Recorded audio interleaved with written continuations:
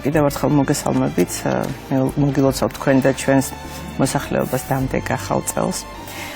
მე მინდა გითხრათ, რომ ზუსტად ეს ის დროა, როდესაც ჩვენ საახალწლო სუფრის სამზადის მოძდებს ხოლმე კვებითი ინტოქსიკაცია, ყველაზე ხშირია ხოლმე ამ შემთხვევაში ეგ პრობლემები სტატისტიკურად. ამიტომ ჩვენ და შევეცადოთ, რომ ამ ყველაფრისგან თავი ავირიდოთ და გავფრთხილდეთ და როგორ უნდა გავაკეთოთ ეს. თავდაპირველად უნდა შევარჩიოთ სწორი სურსათი, სწორ ადგილას უნდა ვიყიდოთ. მე ხშირად ვსაუბრობ ხოლმე ამაზე, რომ ურნებელი სურსათის დასამზადებლად თავდაპირველად გჭირდება სწორი საწყისი ნედლეული, ხო? ამიტომ შევიძინოთ ხორცი, ყველი, ნიგოზი, თაფლი ისეთ ადგილას, სადაც შეიძლება რომ მომწოდებელი იყოს მიკვლევადი და მწარმოებელი.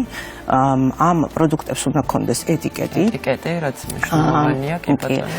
მაგრამ ეხლა დღევანდელ დღეს, როდესაც ღია ბაზრობებია, ჩვენ ვიცით და ეს გარდაუვალი ახალი წლის დღეებში, ხორცის შეძენის შემთხვევაში პირველ რიგში ის მაინც უნდა ვიცოდეთ, რომ ეს ხორცი ანუ ეს საკლავი იყო სასაკლაოზე დაკლული, მას უნდა გქონდეს ვეტერინარის ბეჭედი, რადგანაც ამ დროს მოწმდება ცხოველის ჯანმრთელობა და შესაბამისად მისი უვნებლობა. თვითონ ცხოველიც მოწმდება, იმიტომ რომ ხშირია შემთხვევა, გონია რომ ვიძენთ პირობითად რომელიმე სახეობის ხორცს და აღმოჩნდება საბოჭამში სხვა. კი, რა თქმა უნდა და ეს უნდა იყოს აბსოლუტურად გასაგები ჩვენთვისაც დაკვლის პროცესი, მისი ტრანსპორტირების პროცესი, მანქანაში ჰიგიენის სისუფთავის პროცესი, ეს ყველაფერი არის ჩვენი ჯანმრთელობის წინაპირობა, ამიტომ ამას ყურადღება უნდა მივაქციოთ.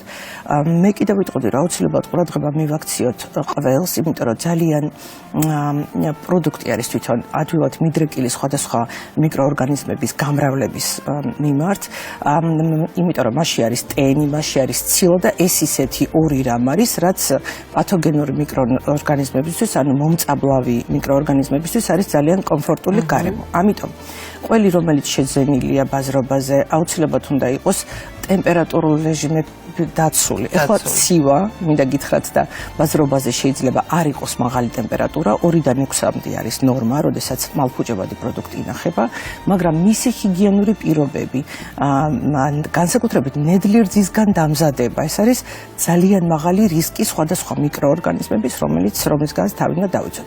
ძალიან საყურადღებოა, რომ ვიცოდეთ, სათყვიდულობთ ნიგოზს. ნიგოზი არის აფლატოქსინის ძალიან მაღალი რისკი, ანუ როდესაც ნიგოზი ინახება ტენიან პირობებში, როდესაც მან დადვილად შეიძლება გამრავლდეს ობის სოკო, რაც აფლატოქსინის გამომწვევია, ეს არის სახიფათო ტოქსინი, ეს არის ძალიან მნიშვნელოვანი, რომ მივაქციოთ ყურადღება, არ იყოს ეს ნიგოზი დამბალი, არ იყოს სველი, რაც კიდევ ერთხელ ვაპარაკობთ, რომ არის ტენიანობა, ნესტი, ტენიანობა პროდუქტში. ნიგოზი პირველად გავიგე, მეგონა რომ პირიქით ყველაზე უპრობლემო პროდუქტი იყო ამ საახალწლო შემონათვალში. ძალიან სახიფათო არის, მინდა გითხრათ, იმიტომ რომ ჩვენ ალბათ ხშირად თხილი, ნიგოზი, ეს კაკლოვნები გაგვისინჯავს, რომ მწარია გემოზე, ხო?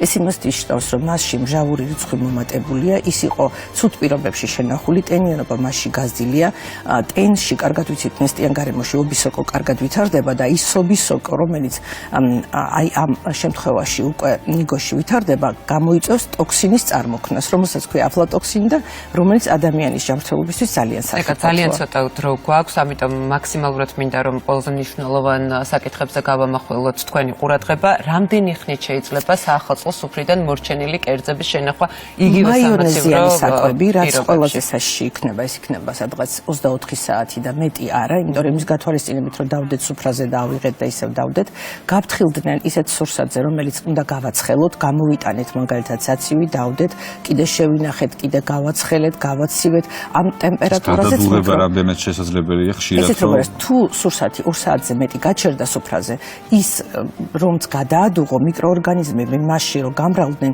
ისინი ტოქსინებს გამოყოფენ, იმიტომ ინტოქსიკაცია, ხო? ანუ ის ტოქსინი თუ გამოიყო, გადადუღებით ის ვეღარ გადადუღება ბაქტერიებს არ კლავს. ბაქტერიებს კლავს, მაგრამ ტოქსინს ვერ, ანუ იქ გამრავლებული ბაქტერიები შეიძლება მოკლას, მაგრამ უკვე გამოყოფილი ტოქსინი, იმას უკვე ვეღარ მოერევა ტემპერატურა, ამიტომ საცივს ახლა საახალწლო სუფრაზე ნამდვილად უწევს რამდენიმე საათი გაჩერება, მაგრამ მას შემდეგ რაც მას შევინახავთ სამაცივრო პირობებში, გადადუღება, ასე ვთქვათ, უბრალოდ წამოდუღება არ არის გამოსავალი? სრულ გარანტიას ვერ მოგცემს, რომ რამე და ანუ თუ მასში უკვე ამ დროის განმავლობაში 4 საათი და 5 საათი ვიხო და მასში წარმოიქმნა უკვე ტოქსინი, მაგ ტოქსინს უკვე არაფერი არ შველის. ანუ მიკრობიოლოგია შეიძლება მიკროორგანიზმებიც იყოს და წარმოქმნილი ტოქსინიც ქიმიურ ნივთიერებას უკვე წამოდუღება არ შველის. მიკრობიოლოგიას ცოტა მცირედ მოაცილებს, მაგრამ წარმოქმნილი ტოქსინი დარჩებოდა იქნებით, ასე ვთქვათ, მოწამლულები. ან განსაკუთრებულად გავთხილდნენ ბავშვებთან დაკავშირებით, მოხუცებთან დაკავშირებით, ორსულები ამ პერიოდში ყველაზე, ასე ვთქვათ, ესეთი სახიფათო ეს ჯგუფებია ხოლმე და ანუ შესაბამისად შევინახოთ სწორ პირობებში და მრავალჯერ შენახულ გამოტანილი, ანუ შევეცადოთ რომ არ მივირთოთ. ხო, აი 2 საათის განმავლობაში თუ დავაყოვნეთ, ეს შეიძლება ითქვას, რომ განსაკუთრებით მაიონეზიანი პროდუქტები, იქ სადაც აი მაიონეზიან პროდუქტებთან მიმართებაში რა ხდება? მაიონეზიან პროდუქტებში თუ მასში არის აგრეთვე კვერცხი, რაც ხშირად არის ხოლმე, ხო, ოლივიას რო აკეთებენ, აი ეს კვერცხი არის სახიფათო, კვერცხი მაიონეზი, ტემპერატურული პირობების დარღვევა და 5 ძირითადი წესი არის. ეს არის თვითონ სისუფთავე პროდუქტების კარგად გარეცხვა, სწორი თერმული დამუშავება, თერმული დამუშავების შემდეგ სწორი შენახვა მაცივარში, ანუ მაცივარში სწორად უნდა შევინახოთ, არაერთგვაროვანი პროდუქტი, ეხლა ძალიან შეიძლება ბევრი რამე ვიყიდოთ ამ საახალწლოდ, მაინც ვიცით ხოლმე, ხო? არაერთგვაროვანი პროდუქტის, მაგალითად, ყველის გვერდზე დავდე ხორცი. არ შეიძლება არაერთგვაროვანი პროდუქტის ერთად შენახვა, არ შეიძლება არაერთგვაროვანი პროდუქტის ერთ დაფაზე დაჭრა, მაგალითად, ყველი დავჭერი ხორცის დაფაზე, ან დანა გამოვიყენებთ